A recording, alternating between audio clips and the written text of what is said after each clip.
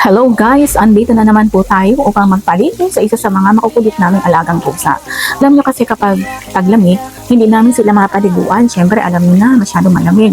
Pero pag hindi naman talaga maiwasan at kailangan namin liguan dahil mabaho na sila, igiinit na lang po kami ng tubig at ang pinadiligo namin po sa kanila ay yung maligamgam. At dahil nga summer, so kailangan na naman po natin silang paliguan ng at least twice or once a week.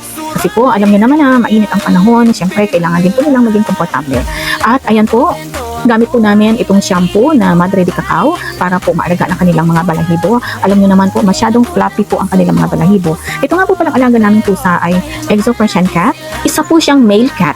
At siya po ang tatay ng mga kittens namin dito sa bahay. Ang mga female cats po namin dito ay 6 at ang isa po doon ay anak ni Max. So ngayon po, paniliguan na po namin si Maximus. Pangalawa na po siya sa paliliguan ko. Doon po sa naunang in-upload ko po ay si Yasi po yun. Ang maligalig namin si Yasi. At katulad po ni Max, si Max po ay isa rin pong maligalig na pusa. Tingnan nyo naman po, grabe yung struggle ko habang pinaliliguan ko ang alaga namin pusang ito. So kailangan po kasi malinis siyang mabuti. Muning miming iba-iba pangalan, minsan pa nga may At ayan, tatanggalin na po natin ang kanyang mga muta. Habang tinatanggalan ko po siya ng muta, nang dumi sa kanyang mga mata, tahimik lang po siya. Gusto po kasi niyang nililinisan ang kanyang mga mata. At ganun din po yung mga paligid ng kanyang bibig. Dapat kasi, lagi din po natin i-maintain ang kanilang kalinisan. Kasi pag hindi po, nagiging costing po yan para magkaroon po sila ng mga sakit. mo pang magkulit. O diba, napaka-very good ni Maximus ang gala ng mga dumi-dumi sa kanyang mukha.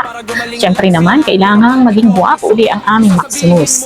So, ayan na po, malapit ang matapos. Unang gamot, okay na. Kasi mahal ang magpa-check up muning miming. At ngayon po, ang gamit po namin shampoo sa kanya ay ang Madre de Cacao. Habulan doon, lahat mababasag, lahat mahuhulog. So, ayan, napakabihig. Sobrang bihig po ni Maximus. Pero wag ka, after po nito, pag binuhusan ko na po siya ng tubig, siguradong magugulo po ang mundo ng tagapaligo sa kanya. Marami ka. O ayan, at nakikipagmatigasan sa akin ang Maximus. Gusto pa yatang maglaba, gusto pa yatang labhan yung aking mga labahan na naghihintay. So kailangan po dito ng lakas at diskarte at techniques kung paano po mapapaligo ang ayos ang pusang ito. Tingnan nyo naman po kung ano-ano na ang ginagawa niya. Narong mag-acrobatic. So ayan, dahil nga makapal ang kanyang balahibo, nakailang lagay na po ako ng shampoo sa kanyang balahibo. At tingnan nyo po, eto po, sa bato ko po siya hinahawakan para hindi po siya gaanong makagalaw. Pero tingnan nyo naman po kung ano-ano ang mga ginagawa niya. Talagang nagpupumiglas po siya, ayaw po kasi niyang maligo. Gusto siguro ni Maximus ay forever na po siyang mabaho. Pusa mo pag-uwi ng bahay maingay. Galit sa'yo dahil pa ang hari at reyna. Tagadako, tagalinis ng kanilang dumi. Sura ng ikay alipin nila. Nakahilata, kontento ang buhay. Ay para na po siyang palaka na nakadapa dyan sa may palanggana. Hindi ko alam kung anong iniisip ng Maximus. Tingnan niyo po kung gaano ka-struggle. Ayan, lumipat na siya dyan. Pero wala siyang magagawa kasi nakasarado po ang pintuan. Ayan po, patuloy ko pa rin po siyang nililinisan. Pero gumagawa po talaga siya ng paraan para siya po ay makatakas sa akin. Pero hindi naman po pwede yun kasi kailangan niya pong maligo at kailangan matapos ang pagpaligo sa kanya. So tingnan niyo po kung gaano siya kaligalig na po sa kapal ng kanyang balahibo kapag po siya ay naliguan at nabasa. Tingnan niyo po ang kanyang katawan. Maliit po ang kanyang katawan. Kaya kailangan po ni Maximus magpataba. Ayan po, gusto pa yata ni Maximus maging butiki para makagapang papunta sa taas. Pero hawak-hawak ko po siya, wala po siyang magagawa sa akin. Kasi determinado po akong tapusin ang pagpaligo ko sa pusang ito. So ayan, tingnan niyo po may paglukso-lukso pa ang Max. Kahit ako po ay medyo nahihirapan na sa kanya, tapos ko pa rin po ang pagpaligo sa pusang ito. Mo pang magkulit. Muling miming iba-iba pangalan. Minsan pa nga may pangalan pa. Tingnan niyo, mukha siyang nasyak. Hindi niya akalain na hindi ako susuko sa kanya at ang kanyang dila ay nakalawit na naman. Yan po kasing pusang yan ay minsan yan ay madalas nakalabas po ang kanyang dila. Hindi ko alam kung ano ang trip ng pusang yan. So ngayon po, lang sila, pero pag ikaw may sakit, sasabihin mo sa sarili mo, inom lang ako ng gamot. atin na po siyang lalagyan ng tawel. Patusuluin na po natin siya kasi baka lamigin na ang magaling na pusang ito. Ayan po si Maximus, siningin naman po ang itsura niya. Pango siya, katulad din po ng kanyang amo, pango din. Parehas yata kami ng ilong ni Max. Yun nga lang, sabi nga pag sa pusa, kapag pango, mas cute. Pero pag sa tao, pag pango, never mind. Muling lining iba-iba, pangalan, minsan pang At dahil wala po kaming blower, ito na lang pong towel ang aming ipinampupunas sa kanila after po nilang maligo. gusto. Yan, pupunasan po natin mabuti para hindi po lamigin si Maximus.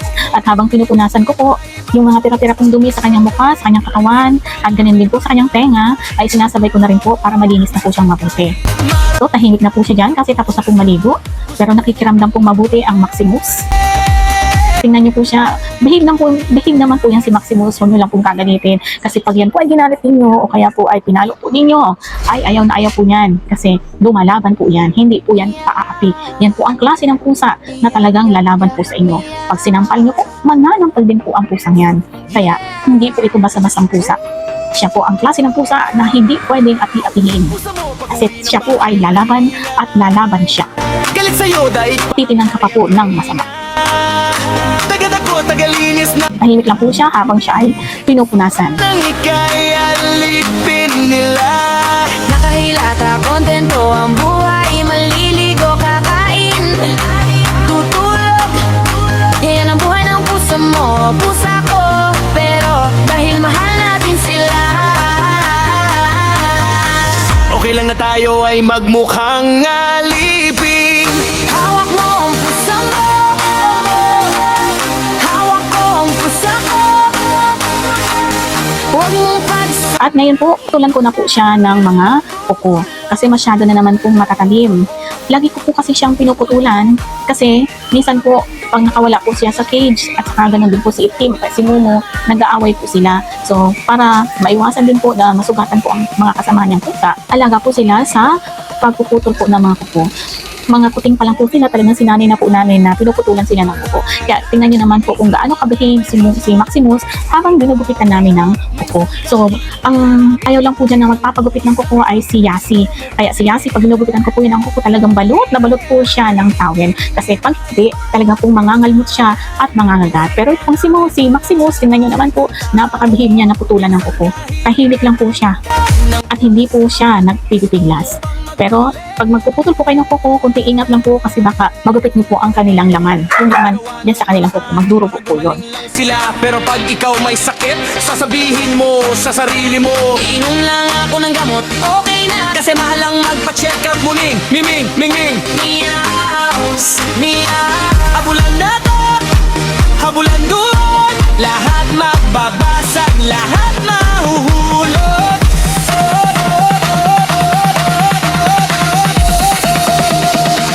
Muling liming iba-iba, pangalan. Minsan pa nga may pangalan pa ng tao. Minsan kahit marami ka ng pusa, gusto mo pang magkulit. Muling liming iba-iba, pangalan. Sinusuklayan ko na po si Max. Ito pong suklay na ito, hindi po ito yung matalim kasi sinubukan na po namin yung suklay na stainless, yung pangsuklay, ayaw po nila noon kasi nasasaktan po sila. Pero ito, tingnan nyo naman, komportable po si Maximus habang sinusuklayan ko. Feel na feel niya po ang pagsuklay sa kanya. Meow. Yeah, yeah, yeah. Meow. Yeah! Pusa mo pag-uwi ng bahay maingay. Galit sa'yo dahil pa ang hari at reyna. Tagad ako, tagalinis ng kanilang dumi. Sura ng ika'y alipin nila. Nakahilata, kontento ang buhay. Maliligo, kakain, tutulog. Yan ang buhay ng pusa mo, pusa ko. Pero dahil mahal natin sila, Okay lang na tayo ay magmukhang alipin. hawak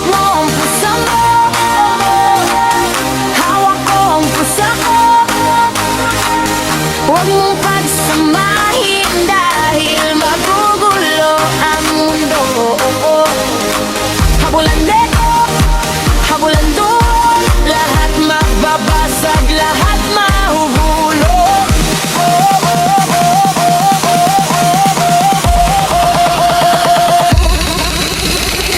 Muning miming iba-iba pangalan, minsan pa nga may pangalan pa ng tao, minsan kahit marami ka ng pusa, gusto mo pang magkulit. Muning miming iba-iba pangalan, minsan pa nga may pangalan pa ng tao, minsan kahit marami ka ng pusa, gusto mo pang magkulit. Gagawa ng paraan para gumaling lang sila, pero pag ikaw may sakit, sasabihin mo sa sarili mo, Inom lang ako ng gamot, okay na. kasi mahal lang magpa-check up. Muning, miming, minging, Meow, miya. Habulan na to, habulan doon, lahat magbabasag, lahat mahuhulog.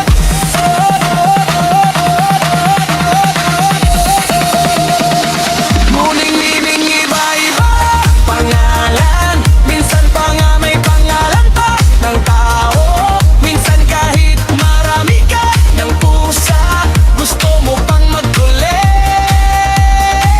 Muning miming At sa wakas, natapos na rin po ang pag-groom kay Maximus. Susunod naman po ang ibang mga pusang kasama niya. Salamat po sa panonood! ng pusa, gusto mo pang magkulit.